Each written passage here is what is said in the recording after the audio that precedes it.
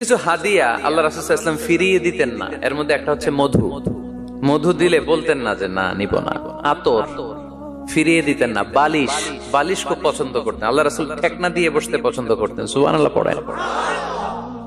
রাসূল সাল্লাল্লাহু আলাইহি ওয়াসাল্লামের কাছে একটা কসমেটিক্স এর বক্স থাকতো সব সময়, জরুরি 5-6টা জিনিস এর ভিতরে থাকতো। ওখানে আল্লাহ রাসূল সাল্লাল্লাহু আলাইহি সাল্লাম চিরুনি রাখতেন। চিরুনি, আপনারা চুল আঁচড়ান তো চিরুনি দিয়ে, সবসময় পরিপাটি থাকবেন, এটা সুন্নাহ।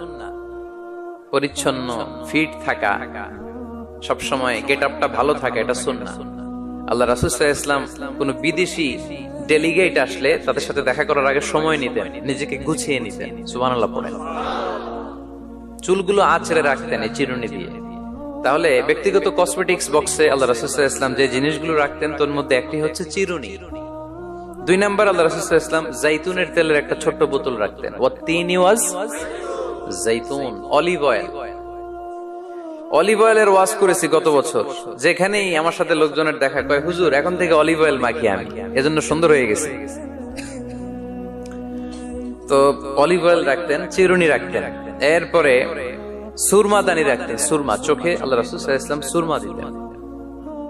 এরপর আল্লাহ রাসূল সাল্লাল্লাহু আলাইহি ওয়াসাল্লাম উতুর রাখতেন। উতুর, পারফিউম, আতর দিতেন। কিছু কিছু বিষয় আছে আরবাউন মিন সুনানিল মুরসালিন, 4টা সুন্নাহ আছে সব নবীদের সুন্নাহ, সবাই এটা করেছেন। এর মধ্যে একটা হচ্ছে উতুর, সব নবীরা আতর দিতেন। সুবহানাল্লাহ। বাড়িতে যাই বলি